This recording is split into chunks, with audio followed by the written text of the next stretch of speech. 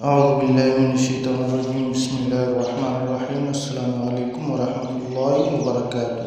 آج ہم ذکر کریں گے اللہ تعالیٰ کے پیارے نبی حضرت سلیمان علیہ السلام کا۔ حضرت سلیمان علیہ السلام اللہ کے پیغمبر تھے اور بادشاہ بھی۔ آپ علیہ السلام حضرت داؤد علیہ نبینا علیہ السلام کے بیٹے تھے۔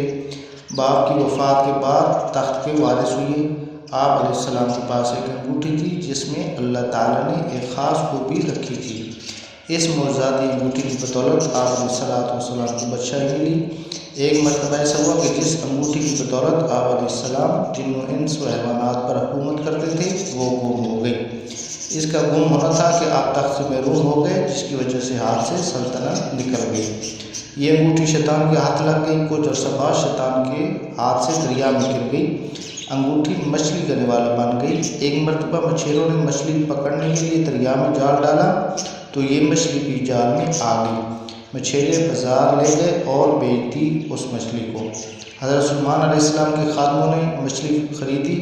اتفاق کی بات ہے یہی مچھلی خادموں کے ہاتھ لگی۔ مچھلی محل میں لائی گئی۔ مچھلی کو صاف کرنے کے لیے جب پیٹ چاک کیا گیا تو اس میں گمشدہ انگوٹھی مل گئی۔ حضرت سلیمان علیہ السلام کی قسمت پھر جا گئی۔ انگوٹھی کی بدولت آپ علیہ السلام دوبارہ سلطنت کے وارث بن گئے۔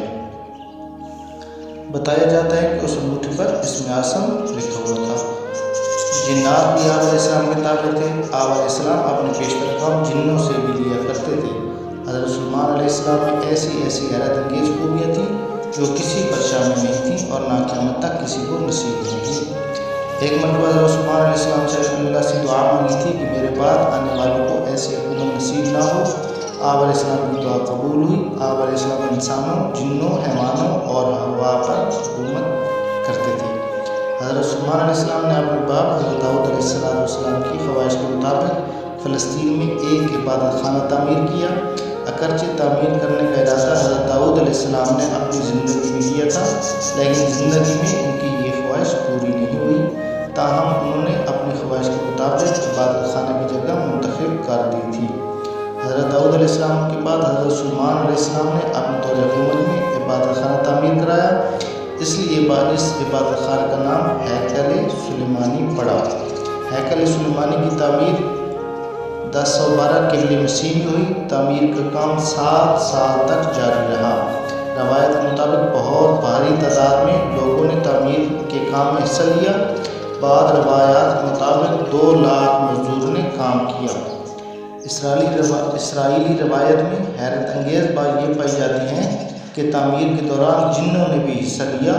وہ دور دراز مقامات سے پتھر اٹھا کر لاتے تھے اور دیواریں چنتے تھے۔ تاریخ سے یہ بات بھی معلوم ہوتی ہے کہ اس عبادت خانہ کی لمبائی 90 فٹ، چوڑائی 30 فٹ اور اونچائی 45 فٹ تھی۔ اس کے اندر ایک مخصوص جگہ بنائی گئی تھی جہاں تابوت سکینہ رکھا ہوا تھا۔ یہ ایک صندوق کی شکل میں تھا یا یہ ایک صندوق تھا، یہ بہت متبرک مانا جاتا تھا۔ اس میں یہودیوں کے تبرکات رکھے ہوئے تھے۔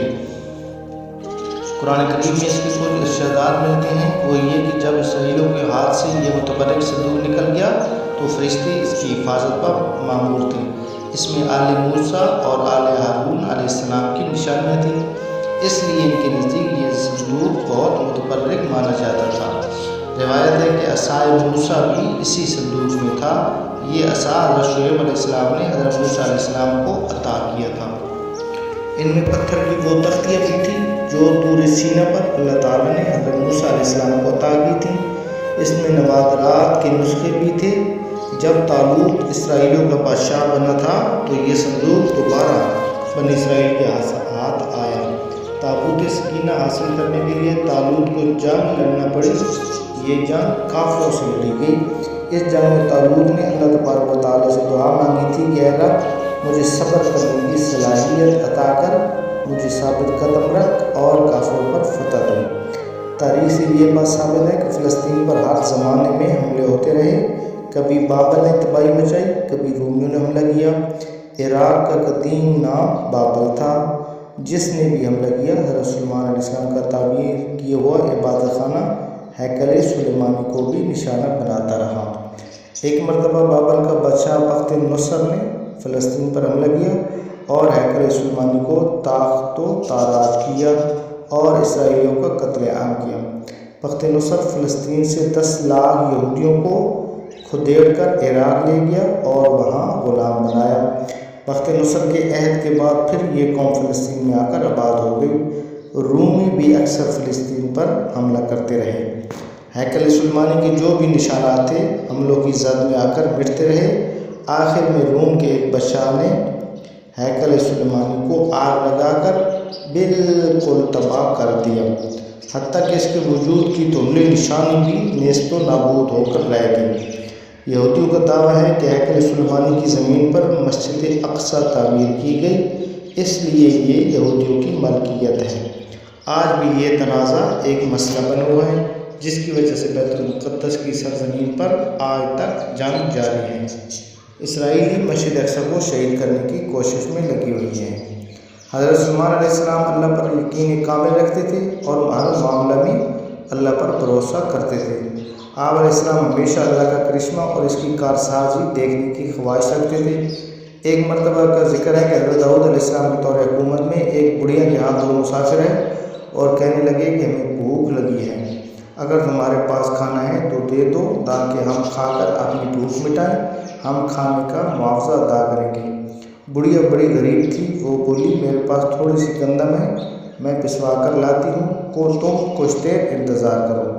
کچھ دیر بعد بڑھیا جب آٹا لا رہی تھی تو راستے میں زوردار ہوا چلنی شروع ہوئی، آٹا ہوا لے اڑی، بڑھیا کے ہاتھ خالی ہو گئے۔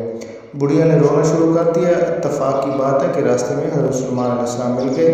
آپ علیہ السلام اس زمانے میں کم سن تھے، یعنی چھوٹے بچے تھے۔ آپ علیہ السلام نے رونے کا سبب دریافت کیا تو وہ بولی کہ میں گندم پسوا کر آٹا لا رہی تھی کہ اچانک ہوا چل پڑی، آٹا اڑ گیا۔ آپ علیہ السلام نے فرمایا اس میں رونے کی کیا بات ہے، میرا باپ بادشاہ ہے، جا اس سے فریاد کر۔ بڑھیا حضرت داؤد علیہ السلام کے پاس فریاد لے کر گئی۔ حضرت داؤد علیہ السلام نے فرمایا میں کیا کر سکتا ہوں، اللہ کے حکم سے ہوا چلتی ہے، اگر کوئی انسان ظلم کرتا تو میں انصاف کرتا، ہوا کے ساتھ کس طرح معاملہ کروں۔ پھر اپنے خاتون سے کہا کہ 2 بوری اناج بڑھیا کے حوالے کرو۔ بڑھیا اناج لے کر واپس جا رہی تھی تو راستے میں پھر حضرت سلیمان علیہ السلام کی ملاقات ہوئی۔ آپ علیہ السلام نے بڑھیا سے دریافت کیا، اس نے بتایا کہ بادشاہ نے 2 بوری اناج دیے ہیں، وہ میں لیے جا رہی ہوں۔ حضرت سلیمان علیہ السلام نے اسے کہا کہ بادشاہ کے پاس دوبارہ واپس جا اور گزارش کر کہ مجھے وہی آٹا چاہیے جو ہوا اڑا کر لے گئی ہے۔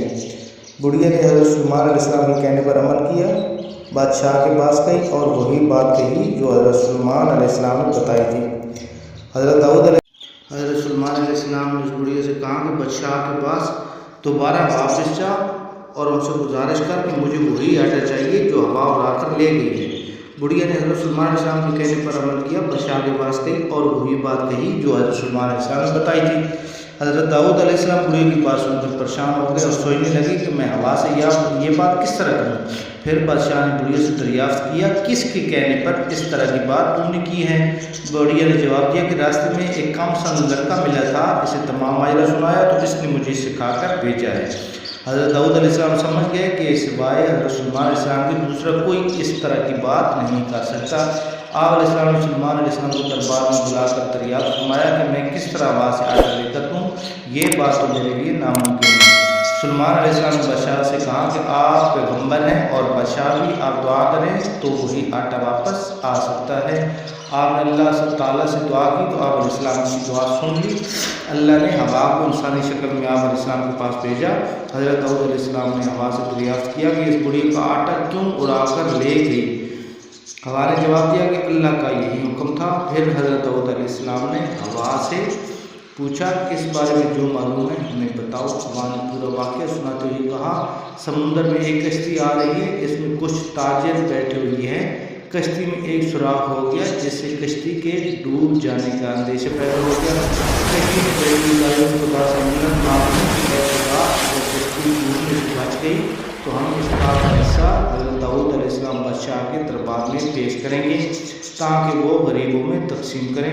ان کی دعا قبول ہوئی۔ ہوا نے بتایا کہ مجھے حکم ہوا ہے کہ اس بڑھیا کانٹا اڑا کر کشتی کا سراغ بند کر دو، میں نے ایسا ہی کیا۔ یہ گفتگو جاری تھی کہ اسی دوران وہ تاجر بھی نفع کا مال لے کر دربار میں حاضر ہوئے اور آدھا مال غریبوں میں تقسیم کرنے کے لیے پیش کر دیا۔ حضرت داؤد علیہ السلام نے مال کے 2 حصے کیے، ایک حصہ بڑھیا کو دیا اور سلیمان علیہ السلام کو شاباش دی کیونکہ ان کی کوششوں سے خدا کی مصلحت کا راز معلوم ہوا۔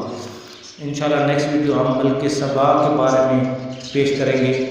سبا ایک ملک ہے، اس کی جو ملکہ تھی ملکہ سبا، اس کے بارے میں۔ اگر ویڈیو اچھی لگی تو پلیز لائک کر دینا اور ہمارے چینل کو سبسکرائب کر دینا تاکہ ہماری اسی طرح کی نئی آنے والی ویڈیو آپ تک پہنچتی رہیں۔ جزاک اللہ خیر۔